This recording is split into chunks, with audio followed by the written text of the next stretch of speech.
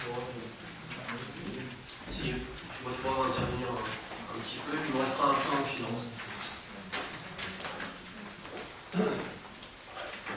Oui, bonjour, j'ai juste vous livrer quelques points sur la gestion 2012.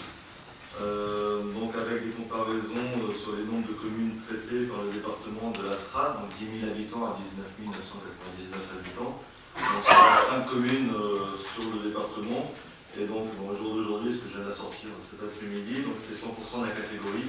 Donc là, ce sont les chiffres définitifs en matière de comparaison sur l'année 2012. On a également, mais bon là je ne vais pas les passer parce que ce serait trop long, on a aussi les comparaisons au niveau régional, soit 25 communes au niveau de la région et au niveau de la France entière, bon là c'est pas définitif. Donc globalement sur la gestion 2012, les produits, la section de fonctionnement, on a des montants quasi similaires aux communes de la Strate. Et sur la section d'investissement, donc là on a des montants supérieurs à la commune de la Strate si on rapporte en euros par habitant. Alors de manière globale, les produits de fonctionnement représentent sur la commune 1114 euros par habitant, quant au niveau des communes de la Strate, ils représentent 1143 euros, soit un petit peu inférieur. Les charges de fonctionnement représentent 979 euros par habitant pour la commune, et la moyenne des communes de la Strate, 984, donc un petit peu plus également. Donc globalement, c'est quasi similaire. Au niveau de l'investissement, donc les ressources d'investissement étaient de 13 392 904, soit 1284 euros par habitant, pour un montant des communes de 702 euros en moyenne. Les emplois d'investissement, donc les dépenses d'équipement, plus les remboursements des dettes bien sûr, donc 12 708 613 euros, soit 1218 euros par habitant, pour une moyenne de 686 euros par habitant pour les communes de la Strate. Concernant maintenant quelques petits zooms sur les différentes sections, les produits de fonctionnement courant. Les produits de fonctionnement courant ont progressé de 2,9% par rapport à 2011. Les recettes fiscales progressent, elles, de 4,5%. Et représente près des 3/4 des produits de la section de fonctionnement. Alors dans les recettes fiscales, donc on entend la fiscalité donc, classique, 38%, la fiscalité reversée par le groupement, donc la sidérale, 32%, et les autres impôts et taxes, 4%. Donc en moyenne, donc, la fiscalité sur les recettes fiscales représente 38% à l'ODA contre 68%, contre 44% en moyenne. La fiscalité reversée par le groupement à l'ODAC représente 32% des recettes fiscales contre 20% en moyenne, et les autres impôts et taxes sont similaires à la moyenne, 4%. La dotation globale de fonctionnement, donc, elle a progressé de 2011 à 2012 de 14%, essentiellement lié au fait que la population avait progressé également sur cette période. Pour autant, la DGF reste inférieure à la moyenne en montant par habitant par rapport aux communes de la Strate. La DGF représentait en 2012 167 euros par habitant contre 216 euros en moyenne sur les communes de la Strate. Sa proportion en revanche dans les recettes de fonctionnement est identique aux communes. Ça représente 15% des produits de fonctionnement. Les charges de fonctionnement courant ont progressé également de 5,1% par rapport à 2011. Les charges de personnel sont bien maîtrisées, 48% pour une moyenne de 55%. Même si elle progresse de 4,3%, le montant est de 467 euros par habitant contre 515 euros en moyenne sur les communes de la Strate. Les contingents, participation, subventions, donc les contingents ce sont les dépenses obligatoires, telles les participations au SDIS ou autres. Les subventions sont stables, elles représentent plus 0,7%. Donc contingent, participation, subvention de manière globale. Les autres charges courantes progressent de 8,7% et passent de 250 euros à 264 euros par habitant, ce qui reste conforme à la moyenne. Les charges financières, donc les intérêts, progressent passe de 208 302 euros à 265 996 euros, donc une progression de 27% de 2011 à 2012, mais reste en deçà de la moyenne des communes de la Strate. Elle représente 25 euros par habitant contre 42 euros en moyenne.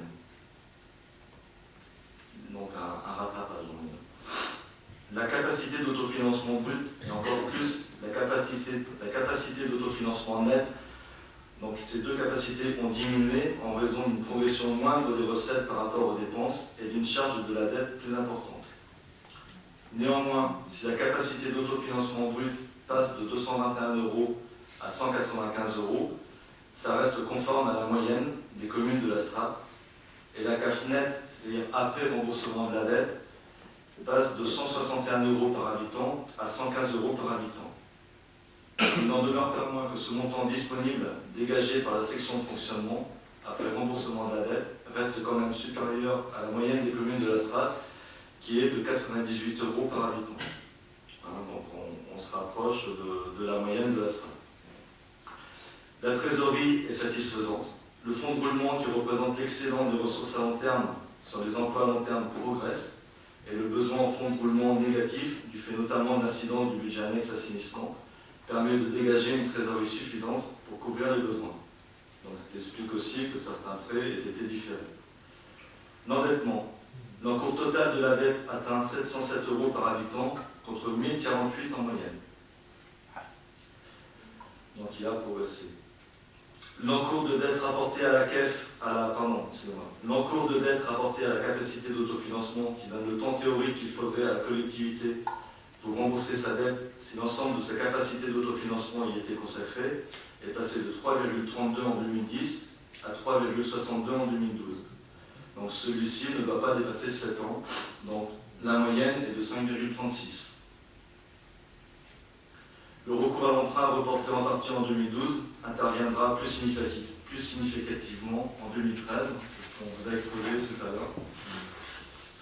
Donc pour terminer, sur les ratios les plus significatifs, donc n'appelle pas d'attention particulière, le coefficient d'autofinancement commun qui mesure la capacité de la commune à rembourser le capital des emprunts et à financer les investissements nouveaux à partir de l'autofinancement dégagé par la section de fonctionnement est passé de 0,85 à 0,90 en 2012, donc revenant ainsi à son niveau de 2010. Donc il ne faut pas qu'il soit supérieur à 0,94. Le ratio de rigidité des charges structurelles est satisfaisant et assez stable.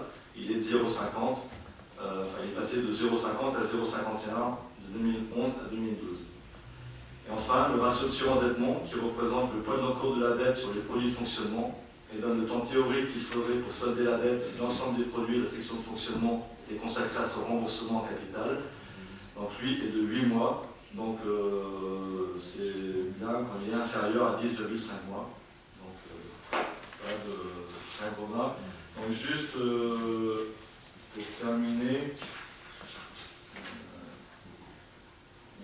quelques données socio-économiques et démographiques sur la ville. Donc pour la population légale, 10 433 habitants. Donc il y a 5 552 foyers fiscaux à l'UDEAC. 49,1% non imposables. Le revenu fiscal moyen par foyer est de 21 626 €. Le nombre de logements imposés à la taxe d'habitation est de 4 658, dont 4,6% sont des résidences secondaires. La valeur locative moyenne des locaux d'habitation est de 2 895 pour une moyenne départementale de 2 936. Donc, les taux d'imposition pour la commune sont de 30%. Alors, 30% de manière globale. Alors, ça comprend le taux voté par la commune et le groupement. Au niveau du département, il est de 33,37%. Pour les propriétés bâties, de taxes foncières bâties, il est de 18,40% pour une moyenne départementale de 23,06%. Pour les propriétés non bâties, il est de 61,58 pour une moyenne de 86,53. Alors je rappelle, ce taux englobe également la part de l'EPCI, de la communauté de communes. Et donc pour terminer, la taxe d'habitation, donc le produit en euros par habitant, donc rapporte 296 € à la commune pour la taxe d'habitation, 233 pour la propriété bâtie et 20 € pour la propriété non bâtie. Voilà. Merci. Merci M. Bautois. Je pense que M. Scornet vous êtes rassuré de pouvoir dormir tranquille. Franchement, je pense que bon nombre de villes de taille similaire et même de conseils généraux, etc. Il va avoir une telle analyse du trésor public. Même si tout n'est pas parfait, même si l'endettement augmente, je pense que l'ensemble des ratios sont positifs, sont dans le vert, contrairement à ce qu'on dit. Même en investissement, nous avons encore une belle marge. Et je remercie M. Boitoura d'avoir livré cette analyse objective qui ne peut pas être contestée. Et comparé à nos villes similaires voisines, je pense qu'on n'a pas de honte à avoir, franchement, M. le maire. La ville est encore à peu près bien gérée. D'ailleurs, On a déployé, M. Spandek va nous féliciter. À ce titre, juste, M. le Préfet l'a dit, M. le Préfet des Côtes-d'Armor, lorsqu'il est venu poser la première pierre avec nous il y a quelques semaines pour le Palais Omnisport, malgré un tel investissement sportif, la fiscalité, la santé financière de la ville sont tout à fait satisfaisants. Et il s'en félicitait, il disait même que, c'est un peu mon propos tout à l'heure, bien des villes pourraient s'en inspirer, sans plus de précision. Monsieur le maire, vous voulez ajouter quelque chose ou je reprends mon dernier point en finance? Oui, on ne le dit pas.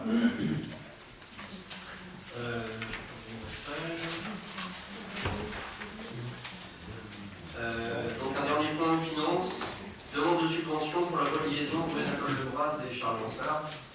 Donc dans le cadre de l'aménagement de la voie de liaison entre le parc commercial de Carnavlet et le centre-ville, Monsieur le maire expose qu'une demande de subvention au titre de l'Écofort 2 peut être sollicitée.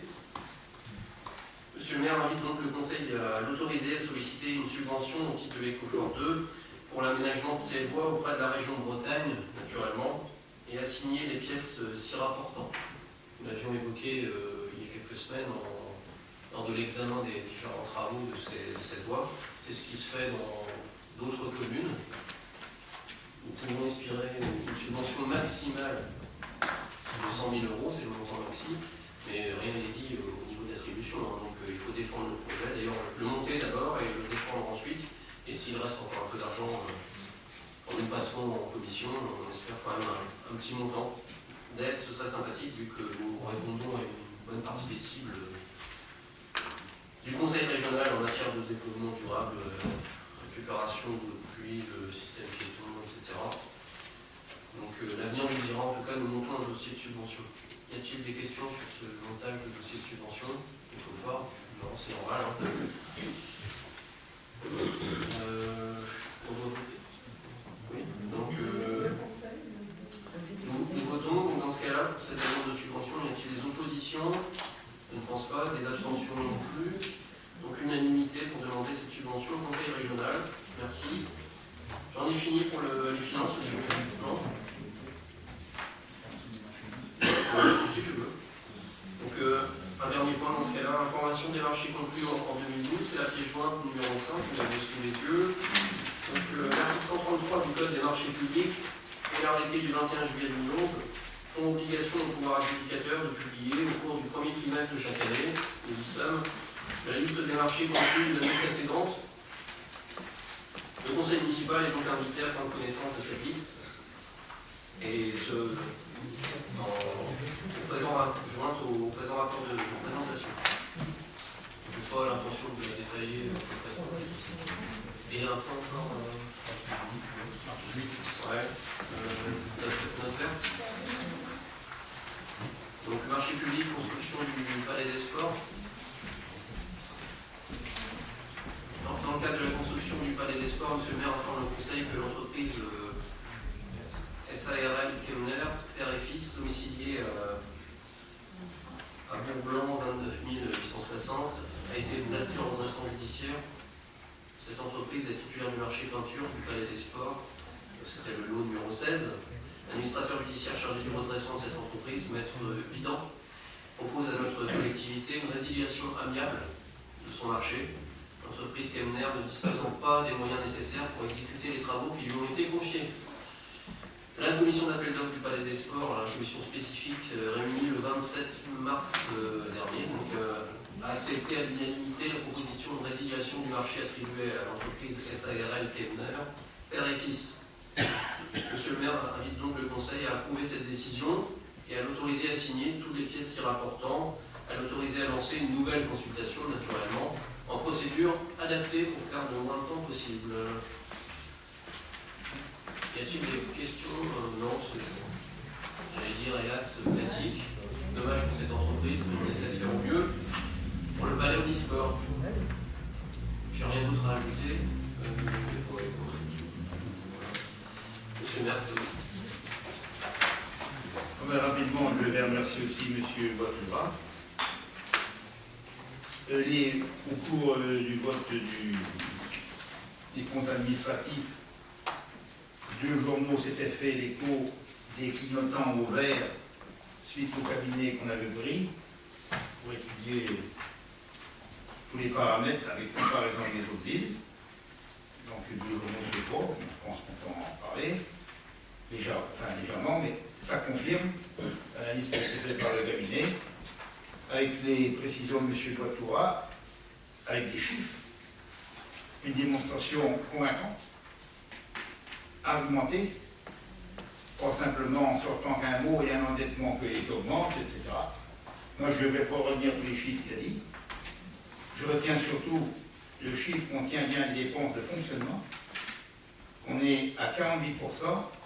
On est, je pense, la seule ville de plus de 10 000 habitants à être à 48%. Je suis bien grand, on est à 60. Et vous avez donné la moyenne, qui est de 55. Des villes de même grade. Le charge de personnel. Ah, charge de personnel. Fonctionnement charge de personnel. Oui, fonctionnement charge de personnel. Donc ça veut dire que ça nous permet d'avoir des charges de personnel limitées qui nous permettent de faire autre chose à partir du moment où on les maintient. Bon, les autres chiffres, vous les avez donnés, les rapports, les différents rapports, la comparaison.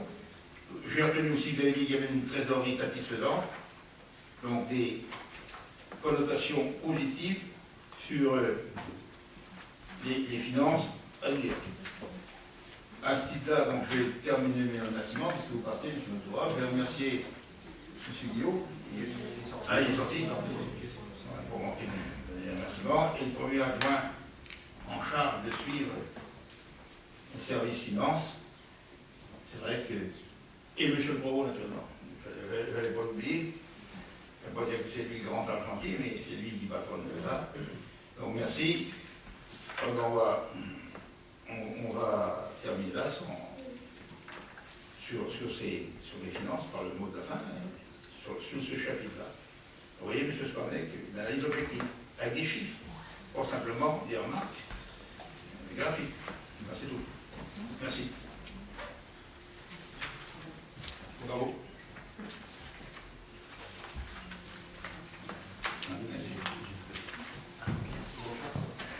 Bon. Merci pour le document.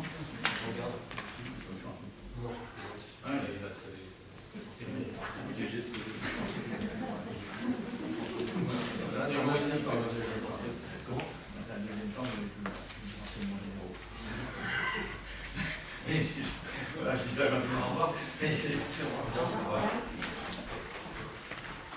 Bon, document de valorisation financière et fiscale. Je pense qu'il va nous servir pour le Biacien. Ici, là, peut être. Bon, à ce moment, vous savez, validé par le premier point. Il faut que le valider aussi, suite au. Ce qui vous paraît. Il y a de la couleur. Donc, c'est mieux. Voilà. Il est remis, il nous remet un élément. Je ne peux pas reprendre tout l'élément, l'endettement, le comparatif, c'est le guide financier du bilan, le bilan, les opérations d'investissement, l'autofinancement brut et net, les recettes de fonctionnement, bon, tout ce qu'il a dit, les principaux constats. Et quand je dis l'endettement, l'encours total de la dette atteint 700 € par habitant, contre 1048 en moyenne. Et ça vous rassure, je connais que l'encours total de la dette, 707 habitants, 707 € par habitant, contre 1048 en moyenne. Donc je continue.